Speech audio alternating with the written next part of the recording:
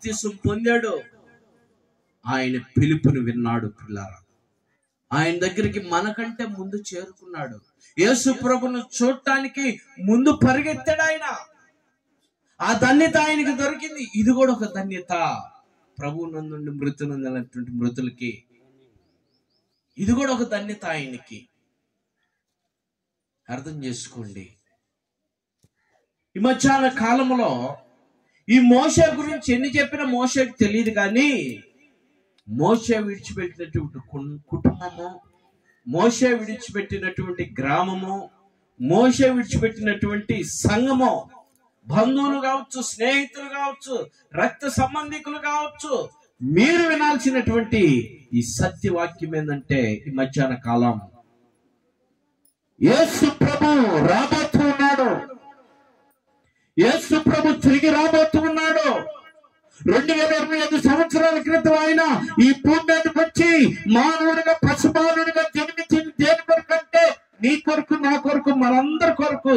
ఆయన మనం పాపంలో ఉన్నందుకు, మనల్ని పాపముల నుండి విముక్తి చెందటానికి, రక్షణ మార్గాన్ని మనకు చూపడానికి, రక్షించటానికి ఆయన ప్రభువైన యేసుక్రీస్తు ఈ లోకంలో జన్మించి ఆయన మన కొరకు, మనందరి కొరకు, సర్వ మానవుల కొరకు, సర్వ ప్రపంచం కొరకు ఆయన శ్రమపడి, సిలువేయబడి, చనిపోయి, తిరిగి లేచి నీ కొరకు, నా కొరకు ఆయన పరలోక రాజ్యాన్ని సిద్ధపరుస్తూ ఉన్నాడు.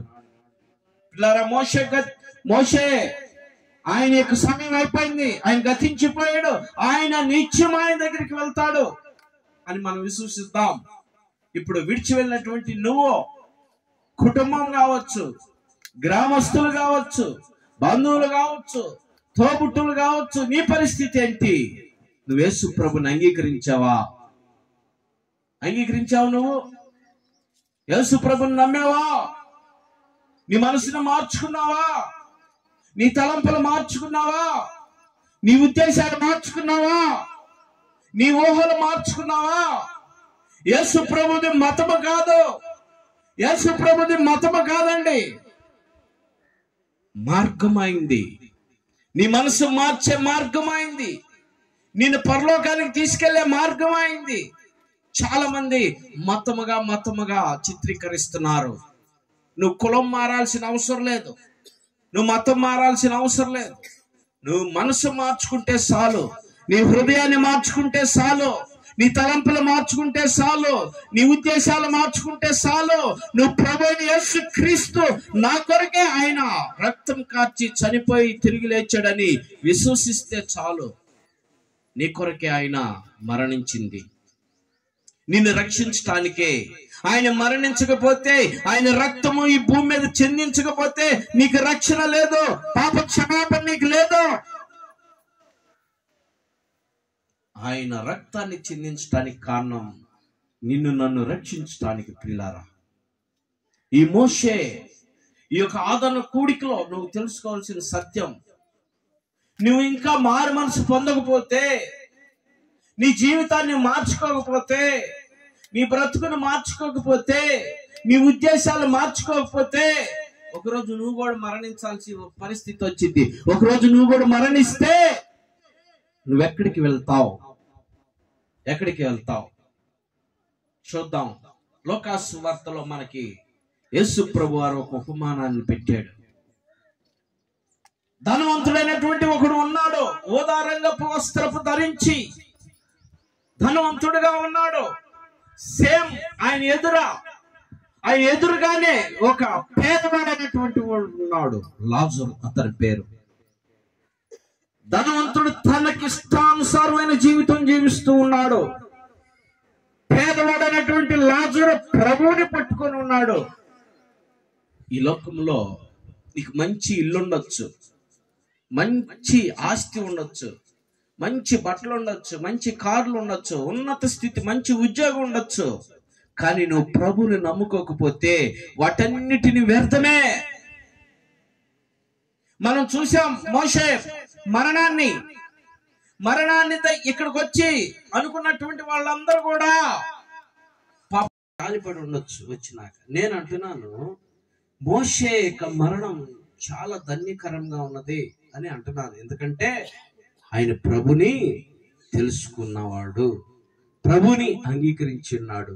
రక్త మాంసములు దేవుని రాజ్యాన్ని స్వతంత్రించుకోలేవు.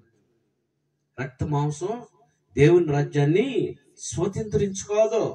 నీ హృదయమే దేవుని రాజ్యాన్ని స్వతంత్రించుకునేది. అందుకనే అయితే స్థానికులు గనక, మీకు తెలుసు ఆయన యొక్క పరిస్థితి, నాకు తెలీదు. అందుకనే ఈ ప్రకటన గ్రంథంలో యోహాను చక్కగా రాసి పెట్టాడు. అంతటా ప్రభునందుండి మృతునందనటువంటి మృతులు ధన్యులని రాసి పెట్టాడు. సేమ్ టు లాస్ట్ భాగంలో ఏమని రాసి పెట్టాడంటే, ఎవరి క్రియలు వారెంట పోవును, ఎవరి క్రియలు వారెంట. ఈయన బాప్తిసం పొంది ప్రభువుని అంగీకరించి సొంత రక్షకుడిగా అంగీకరించి మళ్ళా లోకంలో పడిపోయి, మళ్ళా లోక ఆశల్లో పడిపోయి తన ఇష్టానుసారమైనటువంటి జీవితం జీవిస్తే ఆ జీవితము ఆయన క్రియలు ఆయన ఎక్కడ తీసుకెళ్తాయి? ధనవంతుడిని ఎక్కడ తీసుకెళ్ళియో అక్కడికే తీసుకెళ్తాయి. అర్థమైందా? ఆయన యథార్థంగా ఆయన జీవితం, పేద లాజరు అయినటువంటి లాజరు జీవితం ఎలా ఉంది అక్కడ?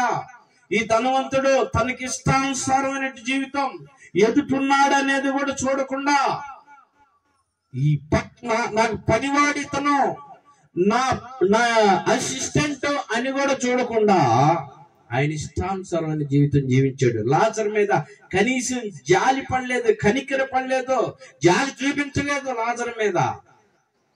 అలాంటి జీవితం జీవించినప్పుడు ఒకరోజు ఇద్దరు చచ్చిపోయారు. ఈ లాజరు అయితే నాకు ఏది ఉండా లేకపోయినా, తిండి ఉండా లేకపోయినా, ఏముండా లేకపోయినా భక్తి లేదు, భయము భక్తి కలిగినటువంటి లాజరు. ఈ లాజరు చనిపోయినప్పుడు అబ్రహాం రొమ్మున అనుకున్నాడు, ధనవంతుడు చనిపోయినప్పుడు పాతాళంలో ఉన్నాడు. పిల్లారా, కారణం ఏందో తెలుసా? ఆయన క్రియలు అలా ఉన్నాయి. ఆ క్రియలను బట్టి పాతాళంలోనికి తీసుకుపోయినాయి. ధనవంతుడు పాతాళంలోకి వెళ్ళిపోయాడు. లాజరు క్రియలు బాగున్నాయి.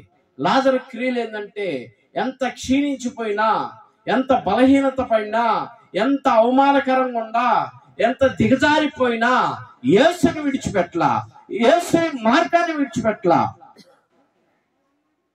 అప్పుడు చర్చికి వెళ్ళటానికి ఆయనకి సమయం ఉందో లేదో, అప్పుడు చర్చి ఉందో లేదో, కానీ ఉన్న స్థలంలోనే యేసుని కొనియాడాడు. పిల్లారా, ఈరోజు నీకు కమ్మని మందిరం ఉన్నది. దేవుని సేవకుడు తిమోతి గారు ఉన్నాడు, మీకు సేవకుడు. నేను చిన్నతనం నుంచి సేవ చేస్తూ ఉన్నాడు. ఆయన చక్కగా రిక్షా మీద, నేను చిన్నప్పుడు ఉన్నప్పుడు ఒక పాట పాడేవాడు. ఆ పాటలు ఆయన ఇప్పటికీ నా మైండ్లో ఉండే. మరి మీకు ఉండయో లేవో నాకు తెలియదు. స్థానిక సంఘంలో ఆయన అప్పుడు పాడే పాట, యేసయ్యా చల్లనయ్యా రక్షించి మోక్షం నీవయ్యా, యేసయ్యా చల్లనయ్యా పావుర స్వరమా వినబడుచుంటే.